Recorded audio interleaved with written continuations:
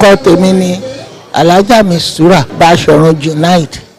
Mo jẹ́ ìyálájé ti ìlú Ìtèlè. À ń ṣe ọdún mẹ́ta fún kábíyèsí wa láti bí ọ̀sẹ̀ kan láti wà lẹ́nu ẹ̀. Kábíyèsí yìí lọ́tẹ̀ta ti ní. Ó jẹ́ olóríire fún ìlú Ìtèlè. Gbogbo ohun tó ti ń lọ nílùú lọ́lọ́run ní kábíyèsí yìí ṣe wàhálà, ó dẹ̀ ń padà bọ̀ díẹ̀díẹ̀. Nígbà tá a bá máa fi ṣọdún mẹ́rin, ìlú Ìtèlè yìí á ti gbèsè owó gbèsè ọmọ gbèsè àlàáfíà ara ju bó ṣe wà yìí lọ.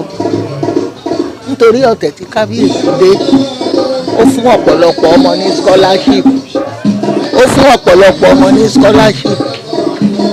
Ọ̀pọ̀lọpọ̀ àwọn àgbàlagbà tó ń wá sọ́dọ̀ ẹ̀ ló ń dùn ún.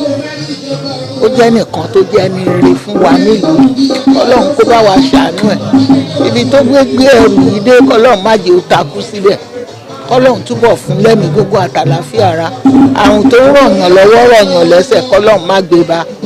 Nípa iléèwé, ó ṣe ń bẹ̀. Nípa ojú ọ̀nà, ó ṣe ń bẹ̀. Àìníná nílùú Ìtèlè, ó ṣe ń bẹ̀. Wọ́n jí transformer tà.